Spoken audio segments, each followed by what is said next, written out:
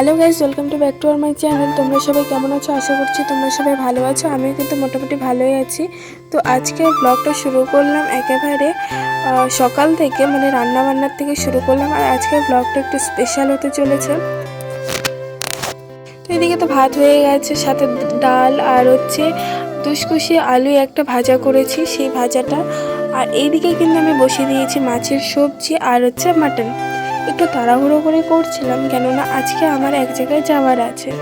তো দেখো আমাদের গ্রামের পরিবেশটা কতই না সুন্দর লাগে। আর বাড়ির চারপাশে যেহেতু চা বাগান, মানে অদ্ভুত একটা আলাদাই একটা সৌন্দর্য হয়ে থাকে।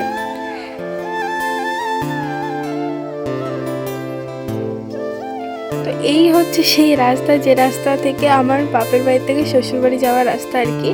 তো নিজের বাড়ির রাস্তায়, মানে গ্রামের রাস্তায় যখন চলে আসি তখন অনেকটাই আনন্দ হয়, আলাদা একটা ফিলিংস কাজ করে নিজের মনে।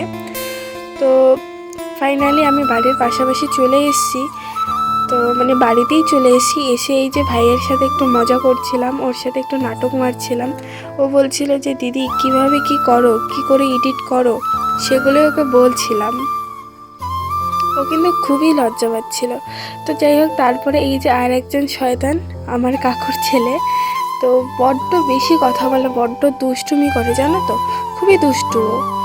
তো তোমাদের সামনে ও এসে বলছে কি, হাই আমাকেও একটু ভিডিওতে না, আমিও ভিডিও করব, এইভাবে ও বলছিল।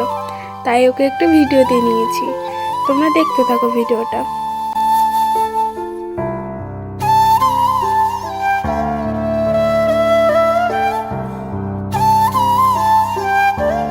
এখানে ভাই আমাকে বলছিল কি, দিদি আমাকে একটু ঘুরতে নিয়ে চলো। তো আমি ওকে কোথায় ঘুরতে নিয়ে যাবো বলে তো এই মুহূর্তে।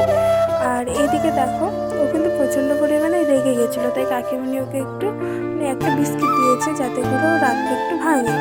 তো আমাকে দেখে কিন্তু ওর প্রচণ্ড হাসি পেয়ে গেছিলো, হাসতে মানে প্রচণ্ড পরিমাণে হাসছিল। তো আমি এই জায়গাগুলো কিন্তু মিউট করে দিয়েছি, হয়তো তোমাদেরকে তোমরা শুনতেই পেতো কীভাবে হাসছিল আমাকে দেখে দেখে।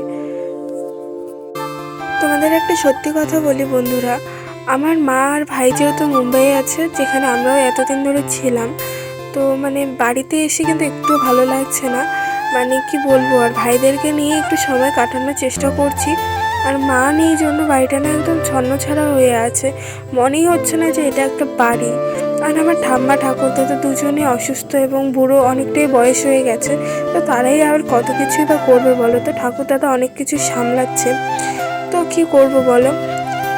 তোমরা সবাই প্রে করো যাতে আমার ভাই তাড়াতাড়ি বাড়ি চলে আসতে পারে। তো যাই হোক, তোমরা ভিডিওটা কন্টিনিউ করতে থাকো। তো বাবাও কিন্তু বাড়ি চলে এসেছিলো, এসে দেখি কি ফুচকা নিয়ে এসছে, আরও অনেক কিছু নিয়ে এসেছিলো। তো আমি ভাবলাম যে আগে ফুচকাটাই খেয়ে নেওয়া যাক। আর ফুচকা খেতে খেতে কিন্তু আমি বাবা আর ঠাম্মার সাথে গল্প করছিলাম।